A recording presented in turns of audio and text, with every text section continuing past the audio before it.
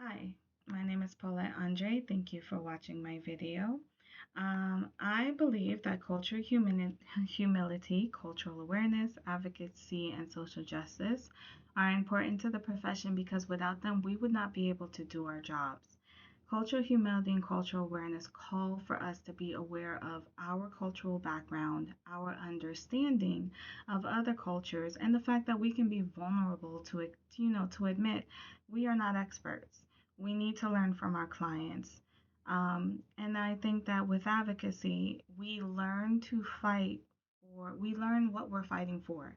In learning from our clients, in understanding our own biases, we're removing the blindfolds in a sense, in the fact that we are able to fight for social justice and advocate for the things that our clients need.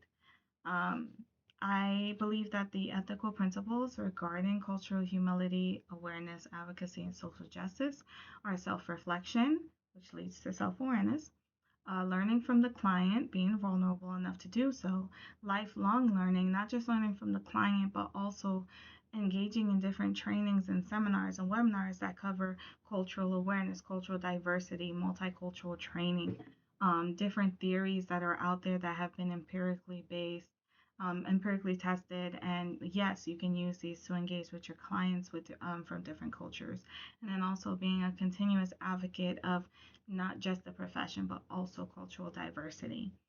One Bible verse or spiritual quotation that supports the importance of cultural awareness, humility, and or social justice is Isaiah 117.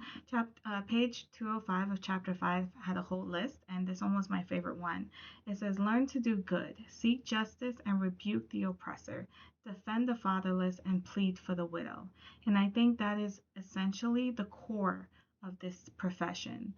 An action I'll take to develop cultural humility is again self awareness, learning about me, learning about my background and my culture, and how that leads to biases and a lack of understanding or limitations in my understanding of other cultures. Learning about our clients' backgrounds even before they get into the office.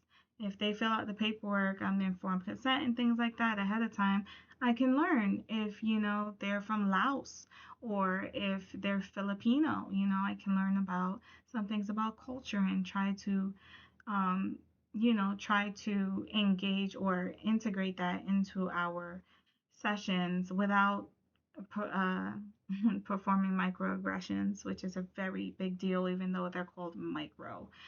Lastly, an action I would take to engage in social justice for client populations is one, understanding their needs and connecting them with the resources that can possibly support those needs, and then also removing barriers, whether that's through advocating for policy change or advocating for changing the way clients are treated, working to fight against the stigma for mental health counseling. I think those are actions that we can all take. Thank you for taking time out to watch my video, and you have a good one.